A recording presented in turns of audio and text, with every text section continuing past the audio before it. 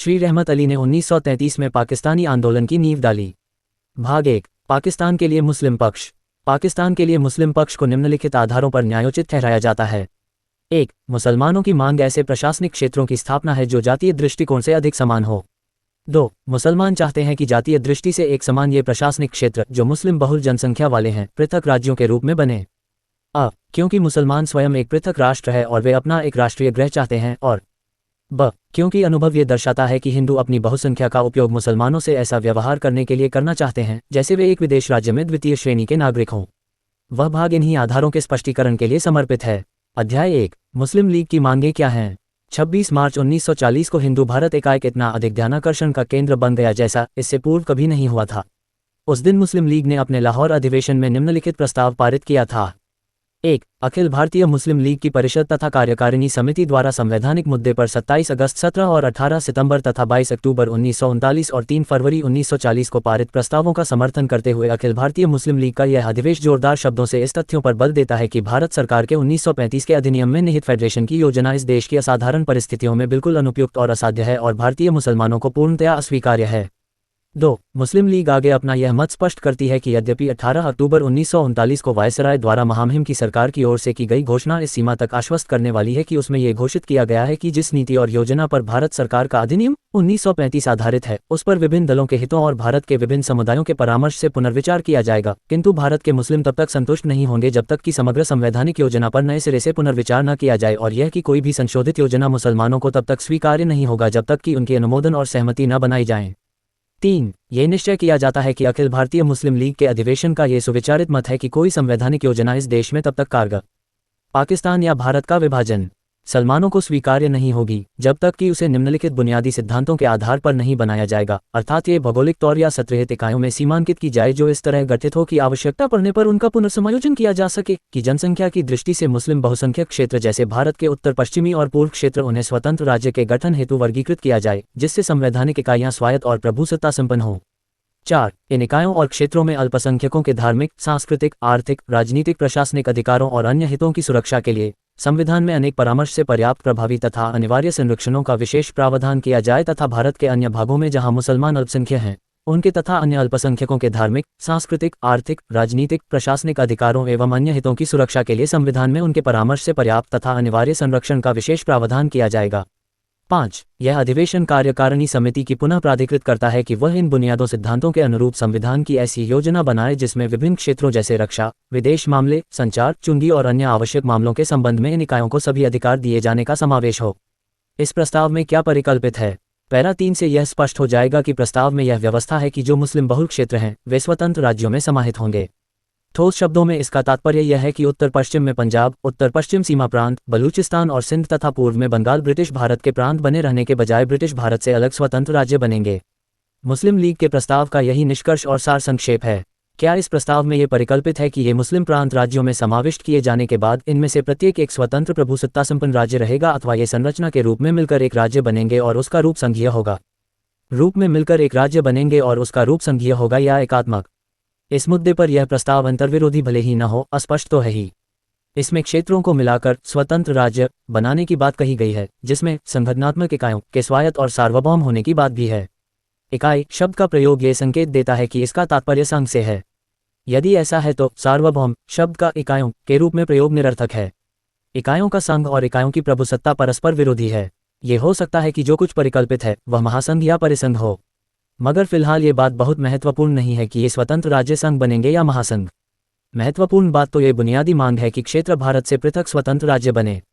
प्रस्ताव की शब्दावली कुछ ऐसी है कि इसमें उल्लिखित योजना बिल्कुल नहीं मालूम पड़ती है, परंतु इस बारे में कोई संदेह नहीं हो सकता कि यह प्रस्ताव उस योजना को पुनर्जीवित करने की मांग करता है जो सर मोहम्मद इकबाल ने दिसंबर 1930 में लखनऊ में आयोजित मुस्लिम लीग के वार्षिक अधिवेशन में अपने अध्यक्षीय भाषण में पेश की थी, परंतु तब लीग ने इसे स्वीकार नहीं किया था, मगर श्री रहमत अली MALLB ने इसे उठाया, जिन्होंने इसे पाकिस्तान का नाम दिया और जिस नाम से यह जानी जाती है। श्री रहमत अली ने 1933 में पाकिस्तानी आंदोलन की नींव डाली। उन्होंने भारत को दो भागों अर्थात पाकिस्तान और हिंदुस्तान में विभाजित किया। उनके पाकिस्तान में पंजाब, उत्तर पश्चिम सीमा प्रांत, कश्मीर, सिंध और बलूचिस्तान शामिल थे। उनकी राय में शेष भाग हिंदुस्तान था। उनका विचार था कि उत्तर में 5 मुस्लिम प्रांतों को मिलाकर एक स्वतंत्र और पृथक पाकिस्तान के रूप में स्वतंत्र राज्य हो। ये सुझाव गोलमेज सम्मेलन के सदस्यों में वितरित किया गया था, परंतु आधिकारिक तौर पर यह कभी प्रस्तुत नहीं किया गया। ये निजी तौर पर ब्रिटिश सरकार की सहमति प्राप्त करने का प्रयास मालूम होता है, मगर ब्रिटिश सरकार ने इस पर विचार करने से मना कर दिया, क्योंकि उसकी राय में ये पुराने मुस्लिम साम्राज्य की ही थी। लीग ने पाकिस्तान की अपनी मूल योजना का विस्तार मात्र ही किया है। उसने बंगाल और असम में मुसलमानों को शामिल करके पूर्व में एक और मुस्लिम राज्य की योजना बनाई है। शेष इसका सार और सामान्य रूपरेखा वही है जो सर मोहम्मद इकबाल ने प्रस्तावित की थी और जिसका प्रचार रहमत अली ने किया था। पूर्व के इस नए मुस्लिम राज्य को कोई नाम नहीं दिया गया। इससे श्री रहमत अली की विचारधारा और सिद्धांत में कोई परिवर्तन नहीं आया।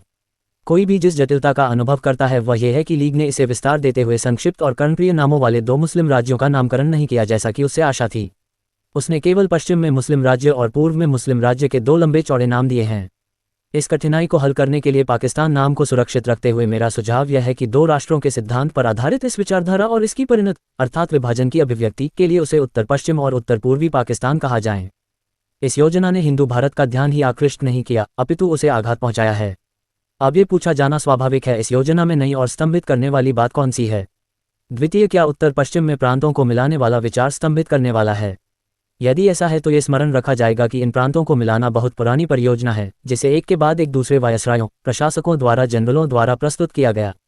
उत्तर पश्चिम में प्रस्तावित पाकिस्तान के प्रांतों में से पंजाब और उत्तर पश्चिम सीमा प्रांत 1849 में अंग्रेजों द्वारा पंजाब पर विजय प्राप्त किए जाने के बाद से एक ही थे।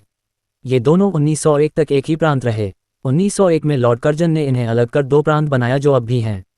जहां तक पंजाब को सिंध से मिलाने का सवाल है, इसमें कोई संदेह नहीं है कि यदि सिंध विजय पंजाब से पहले होने के बजाय बाद में हुई होती तो सिंध पंजाब में मिला दिया गया होता, क्योंकि ये दोनों प्रांत न केवल आपस में मिले हुए हैं बल्कि एक नदी से जुड़े हैं जिससे दोनों के बीच एक स्वाभाविक संबंध स्थापित होता है।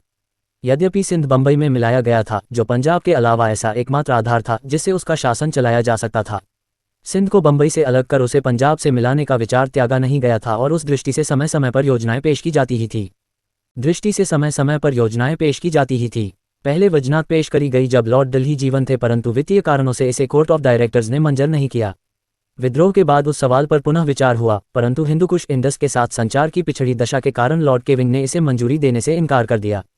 सन 1876 में लॉर्ड नॉर्थब्रुक ने राय दी कि सिंध को पंजाब से मिला दिया जाए। सन 1877 में लॉर्ड लिटन ने, जो नॉर्थब्रुक के स्थान पर आए थे, पंजाब के 6 सीमावर्ती जिलों और सिंध पार के जिलों को शामिल करके सिंध पार एक प्रांत का गठन करना चाहा था। इसमें पंजाब के 6 समीपवर्ती जिले अर्थात हजारा, पेशावर कोहाट, बन्नूपसिस सिंध नदी पट्टी को छोड़कर, डेरा इस्माइल खान उसी छूट के साथ डेरा गाजी खान और सिंध नदी पार का सिंध कराची को छोड़कर शामिल होते। लिटन का ये भी सुझाव था कि बंबई में पूरा मध्य प्रांत या उसका एक भाग शामिल किया जाना चाहिए ताकि सिंधु नदी के पार के सिंध की भरपाई हो सके। ये प्रस्ताव सेक्रेटरी ऑफ स्टेट ने मंजूर नहीं किए। जब लॉर्ड लेंसडाउन वायरस थे 1988-94 तो यही परियोजना अर्थात सिंध को पंजाब में मिलाने का सुझाव अपने मूल रूप में पुनर्जीवित हुआ, परंतु बलूचिस्तान एजेंसी का गठन होने के कारण सिंध एक सीमांत जिला नहीं रहा और उस विचार ने, जो अपने मकसद में सामरिक था, अपना दावा खो दिया और सिंध पंजाब में शामिल नहीं किया जा सका। यदि अंग्रेजों ने बलूचिस्तान अधिगृहीत नहीं किया होता और लॉर्ड कर्जन ने पंजाब से उत्तर पश्चिम सीमा प्रांत को अलग करने का विचार नहीं बनाया होता तो बहुत पहले ही पाकिस्तान एक प्रशासनिक इकाई के रूप में सामने आ गया होता। जहां बंगाल में एक राष्ट्रीय मुस्लिम राज्य के निर्माण के दावे का मामला है, इसमें भी कोई नई बात नहीं है। अनेक लोगों को याद होगा कि 1905 में तत्कालीन वायसराय लॉर्ड कर्जन ने बंगाल और असम को इन दो प्रांतों में विभाजित किया था। 1 पूर्वी बंगाल और असम, जिसकी राजधानी ढाका थी, और 2 पश्चिमी बंगाल, जिसकी राजधानी कलकत्ता थी। पूर्वी बंगाल और असम के नए प्रांत में असम शामिल था और बंगाल तथा असम के ये पुराने जिले शामिल थे। 1 ढाका, 2 मैमनसिंह, 3 फरीदपुर, 4 बाकरगंज, 5 टिपरा, 6 नोआखली, 7 चिटगांव, 8 चिटगांव पहाड़ी क्षेत्र, 9 राजशाही, 10 दिनाजपुर, 11 जलपाईगुड़ी, 12 रंगपुर, 13 वोगस, 14 पटना और 15 मालदा। पश्चिम बंगाल में पुराने बंगाल प्रांत के शेष जिले और आसाम के अन्य जिलों के अलावा मध्य प्रांत का संबलपुर जिला पश्चिम बंगाल को दिया गया था। एक प्रांत का 2 भागों में बंटवारा, जिसे भारतीय इतिहास में बंगाल का विभाजन कहा जाता है, पूर्वी बंगाल में एक प्रकार से एक मुस्लिम राज्य के गठन का ही प्रयास था, क्योंकि पूर्वी बंगाल और असम का नया प्रांत असम के भागों को छोड़कर एक मुस्लिम बहुल राज्य ही था। किंतु हिंदुओं के प्रबल विरोध के कारण ब्रिटिश सरकार ने 1911 में यह विभाजन रद्द कर दिया, क्योंकि वह हिंदुओं के सामने झुक गई और उसने मुसलमानों की इच्छा की परवाह नहीं की, क्योंकि वे अपनी आवाज़ उठाने के लिहाज से काफ़ी कमज़ोर थे। यदि बंगाल का विभाजन उस समय रद्द नहीं हुआ होता तो पूर्वी बंगाल में मुस्लिम राज्य एक नई परियोजना नहीं होती, बल्कि वह 39 वर्ष पुराना राज्य हो गया होता। क्या हिंदुस्तान से पाकिस्तान के अलग हो जाने का विचार घातक है? यदि ऐसा है तो मैं उन तथ्यों का स्मरण कराना चाहूँगा जो उन मुद्दों से संगति रखते हैं जो कांग्रेस की नीति के बुनियादी सिद्धांत के अनुरूप हैं। ये स्मरण करना होगा कि श्री गांधी ज्यों ही कांग्रेस पर काबिज हुए, उन्होंने इसे लोकप्रिय बनाने के लिए 2 काम किए। इनमें से पहला था सविनय अवज्ञा का श्री गणेश। भारतीय राजनीति में श्री गांधी के पदार्पण से पहले सत्ता प्राप्ति के लिए सक्रिय पक्ष थे कांग्रेस, लिबरल्स, उदारवादी और बंगाल के आतंकवादी क्रांतिकारी। कांग्रेस और लिबरल्स एक ही पार्टी थे और उनके बीच आज की तरह कोई अंतर नहीं था। अतएव हम निरापद रूप से कह सकते हैं कि भारत में मात्र 2 दल थे, उदारवादी और आतंकवादी। इन दोनों दलों में प्रवेश की शर्त बड़ी कठोर थी। लिबरल उदारवादी पार्टी में प्रवेश की शर्त मात्र शिक्षा ही नहीं अपितु उच्च स्तरीय ज्ञान भी था। अध्ययन की दृष्टि से सुप्रतिष्ठित हुए बिना कोई भी लिबरल पार्टी की सदस्यता लेने की कल्पना नहीं कर सकता था। उस दल ने अशिक्षितों को राजनीतिक सत्ता प्राप्त करने से प्रभावी ढंग से रोका था। आतंकवादियों ने जहां तक भी सोचा जा सकता है कठोरतम परीक्षा लेने का मार्ग निर्धारित किया था। केवल वही लोग जो उद्देश्य के लिए अपना जीवन ही नहीं प्राण भी समर्पित करने को तैयार होते थे, उनके संगठन के सदस्य बन सकते थे। अतएव कोई भी भीरू या पाखंडी आतंकवादी क्रांतिकारी संगठन में प्रवेश नहीं पा सकता था। सविनय अवज्ञा के लिए किसी ज्ञान या अध्ययन की जरूरत नहीं है। इसमें जीवन न्यौछावर करने का भी आह्वान नहीं है। यह उस विशाल बहुमत के लिए एक सरल मध्यम मार्ग है जिसने कोई विद्वता हासिल नहीं की और जो यातना की पराकाष्ठा झेलने को भी तैयार नहीं, साथ ही देशभक्त होने का पाखंड भी कर सकता है। इस मध्यम मार्ग ने ही कांग्रेस को लिबरल पार्टी और आतंकवादी क्रांतिकारी पार्टी की तुलना में अधिक लोकप्रिय बनाया। श्री गांधी ने जो दूसरी बात की वह भाषाई राज्यों के सिद्धांत को लागू करना था।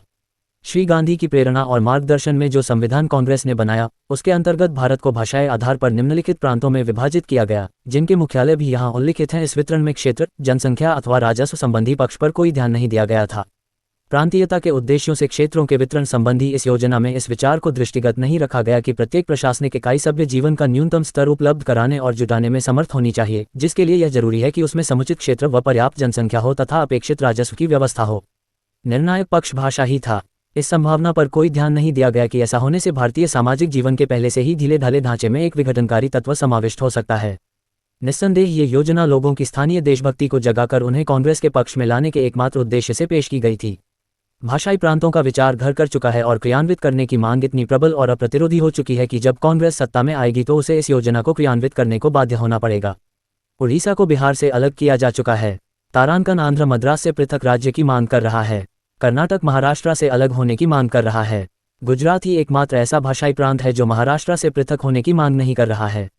या फिर गुजरात ने फिलहाल पृथकता का विचार त्याग दिया है। इसका कारण संभवतः यह है कि गुजरात को यह एहसास हो गया है कि महाराष्ट्र से जुड़े रहना राजनीतिक तथा व्यावसायिक दृष्टि से भी एक बेहतर स्थिति है।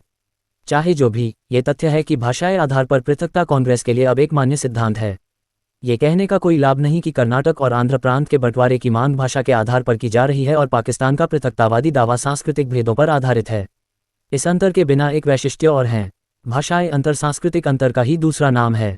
कर्नाटक और आंध्र की पृथकतावादी मांग में कोई परेशानी की बात नहीं है, तो पाकिस्तान को पृथक कर देने की मांग में ही क्या परेशानी है।